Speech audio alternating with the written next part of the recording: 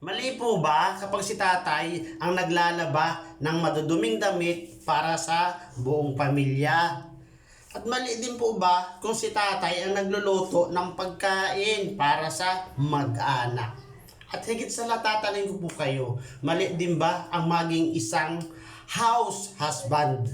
Siguro napanood nyo na yung pelikula ni Ryan Agoncillo at Jody Ann Santos, yung Kasal Kasali Kasalo. Di ba? Siya ay isang house husband.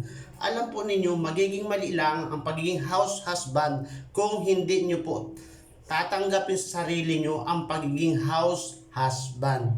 At higit sa lahat, hindi mo gagampanan ang gawain ng isang tatay. Yung ikakaya mo, yung gawaing bahay. Pero natanggapin mo sa sarili na ikaw ay na-adjust ganyang sitwasyon at magiging masaya ka at iisipin mo, yung ginagawa mo ay para sa pamilya, hindi po yan magiging masama. Minsan, connotation natin sa lipunan, ang pagiging house husband ay hindi maganda. Na si Mrs. ay nasa trabaho at ikaw namang si tatay nasa bahay. Ikaw nagluluto, naglalaba, naglilinis at higit sa lahat, nag-aalaga ng inyong mga anak. Alam niyo po, magiging masama lang kung ganito. Oras ng pagluluto, naroon ka pa sa kanto, nakatambay. Di ba?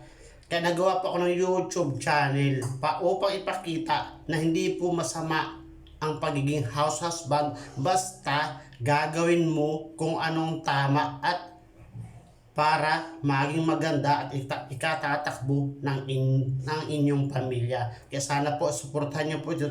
Marami pa po akong tuturong tips sa inyo kung paano ang gawain ng isang house husband na katulad ko. Pinagmamalaki ko po ito. Sana sa katulad ko mga house husband, huwag niyo pong ikahiya dahil ang ginagawa niyo ay siyang tama.